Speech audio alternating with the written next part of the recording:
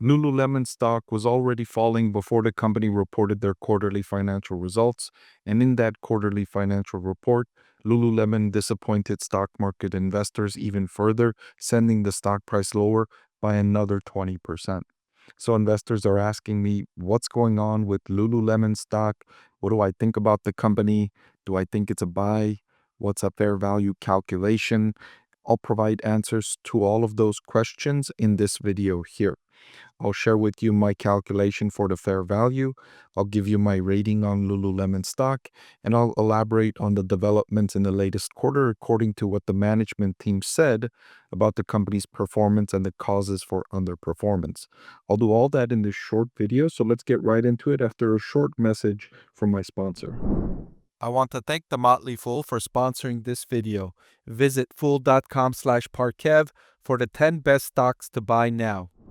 Right, so one of the biggest factors impacting Lululemon negatively in the quarter was the overall market for premium athletic wear in the US remains challenging, with declines continuing in the second quarter for Lululemon.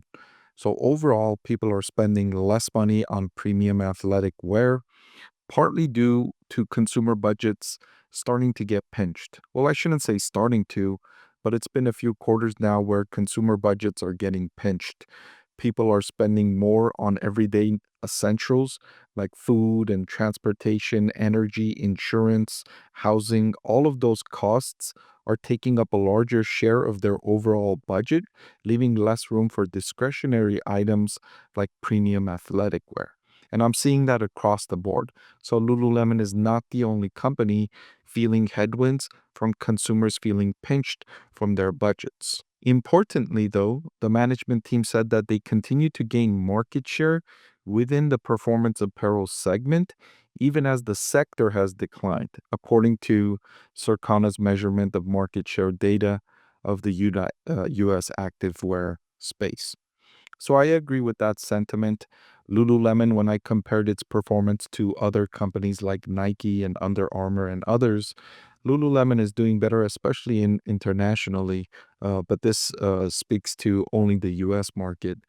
But internationally, it's also doing well, gaining market share, growing ahead of competitors. And so it's reasonable to assume when the market recovers, Lululemon will outperform. Lululemon has outperformed its rivals in terms of generating revenue growth and not only generating revenue growth ahead of its competition, but doing so with better profit margins than the competition, attracting and earning premium prices for its products better than the competition. So if you try to separate the overall systemic risks, the overall macroeconomy from company specific factors, Lululemon is still doing well. Right? Nike's reporting double-digit declines in revenue over several previous quarters. So Lululemon actually grew revenue by almost double digits in the most recent quarter. It grew revenue by over 20% internationally. U.S. business, very low single-digit revenue growth. That's the segment under the most pressure. That's the segment facing pressure from tariffs. That's the area Lululemon needs greatest focus to improve in the near term. By the way, this document I'm reading from is Lululemon's Q2 2026 earnings call transcript. I've made this available for my channel members, and you can join for less than $5 a month. See the link in the description for all the benefits you get as a channel member. Interestingly, Lululemon talks about the competition, saying the competitive landscape is different today than it was 2 or 3 years ago. While no single competitor is having a meaningful impact on our business, there are now many players in the market. So all of these new entrants, each chipping away at the market share, is making it more difficult for Lululemon to compete. On the positive side, the players like Nike and Under Armour and Lululemon have all signaled to each other that they're going to try and sell their products at more premium prices, offer fewer promotions and fewer incentives. And that's usually a good sign for stock market investors, because if they're not competing against each other on price, the whole industry generates better profit margins. It's the opposite of what's happening in the electric vehicle industry. Pay attention to how they're all in a price war. They're all cutting prices, offering more incentives, more advertising, more promotion to try and gain market share. And overall, industry-wide profit margins for electric vehicle companies is collapsing. It's way down from 2 or 3 years ago, and it's only going further lower as they just keep racing to the bottom. I hate to invest in industries that are in that kind of competition. Competition as a result of new entrants is not as detrimental as competition within large players fighting with each other for market share by slashing prices. So I mentioned I would share with you my fair value calculation, and for Lululemon, I updated this today on September 11th. I find its intrinsic value to be $246. The current market price is $166.